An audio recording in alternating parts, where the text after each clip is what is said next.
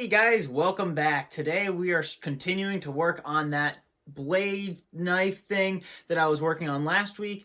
Like you saw last week, I forged out the tip. I just finished forging tonight actually, and I started to put the bevels on the sides of the blade. It went all right. It didn't come out as nicely as that first part, but that first part was pretty easy.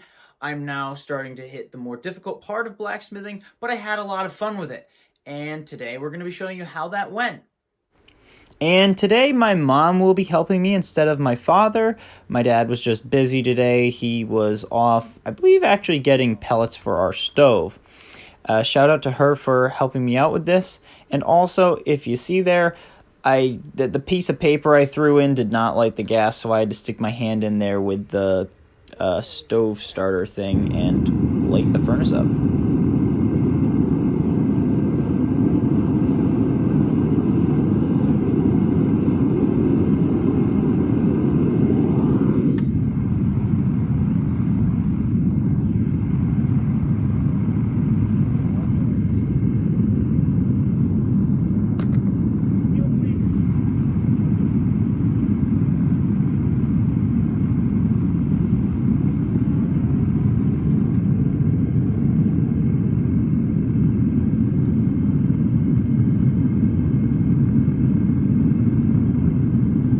And here I'm just checking the pressure on the gas regulator thing, which controls how much air or gas pressure goes into the burner itself.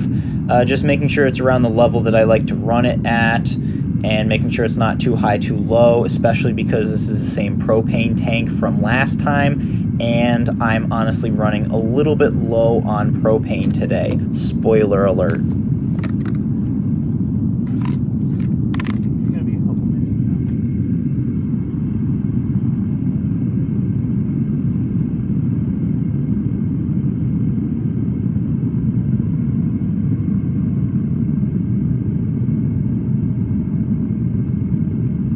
Also, those channel locks I'm clicking in my hand suck for holding on to the steel, so I'm going to try to find something new to hold on to the steel while I'm smithing for the future.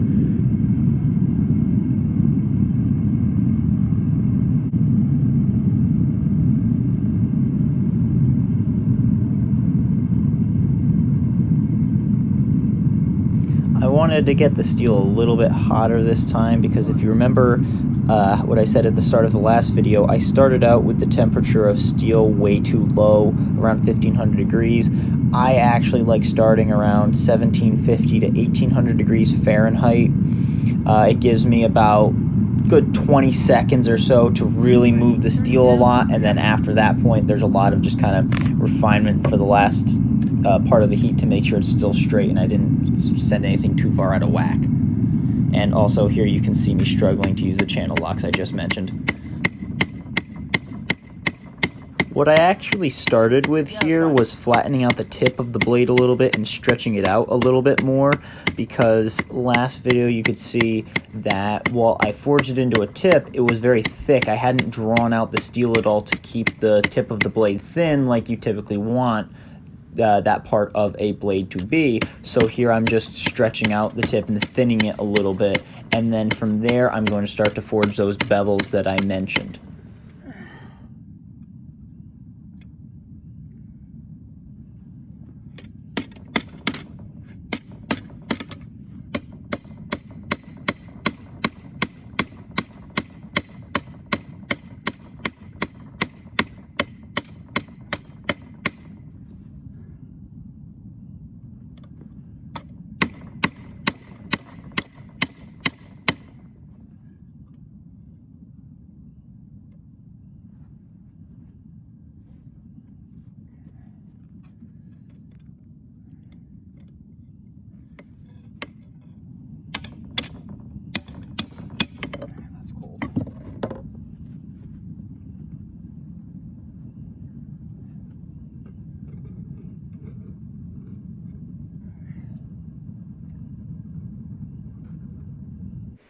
And once again, here's a lovely time lapse of me forging out the bevels on this blade. And let me tell you, On some of these, some of those heats, this blade got very bent, and I was spending more time straightening it after a few whacks than I was actually working on those bevels. If anybody has any tips for me, please let me know.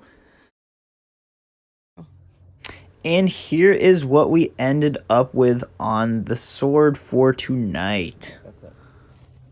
So as you can see, I got it forged out pretty well. I've got the kind of knife shape that I'm looking for. It's not perfectly straight right now. I started to run out of fuel, like I hinted at earlier, so I wasn't really able to straighten it as much as I would have liked. And my propane froze up, which you're about to see in a second. So I really wasn't able to do very much anymore. I have to go get some more propane now. And next time I'm working on this, I will be doing a little bit of touching up, trying to straighten it out a little more. I realized that I put the bevels on the opposite side, so if this is the blade, one side's like I got a call in the middle of that take, but it was such a good one I had to leave it in there. What I was saying is that one side of the blade was beveled up that way, which is what I wanted, and then the other one was beveled that way. And that works because originally I was going to do a bevel on each side anyway, so it would kind of be shaped like that. But then I decided that I'm not going to do that because I'm not good enough at blacksmithing yet, so I'm trying to make it shaped more like this, where it's flat and like this. So I'm going to work out things like that next time I'm forging it. But for now, this works. You know, I got the kind of bevels worked out. It looks kind of like a blade. I'm pretty happy with it, especially considering it's the first time that I've ever done anything with blacksmithing. I had to cut myself off because I rambled. But, yeah, this is how frozen the propane tank was. It was bad. Now, another thing that I felt needed to be shown here is how much damage this anvil took. I need a better anvil soon. I actually read a blacksmith talking about how an anvil of this size would only last for a few blades, and now I understand why. Just look at how much damage this has taken after just 2 sessions of forging. Alright guys, that's about all I have for you today. I hope you enjoyed this next part of blacksmithing. Next week we'll likely focus on the guard and the pommel of the sword, mostly because I want to visit my grandfather next weekend anyways. So I'm gonna get it all casted out and ready for machining, and there will be a lovely video of machining and refining those parts. The week after that we'll likely focus back on the blade, although I do have more videos unrelated to blacksmithing coming out soon, including an old motor with tons of copper wiring in it that I'm going to strip out and melt down that I actually received from my grandfather. There may also be another chess video soon because my father wants to make another chess set. So there's a lot of good content coming soon. I will be uploading every Friday from now on, barring some crazy accident. So I hope you all enjoyed this video, and I will see you next week.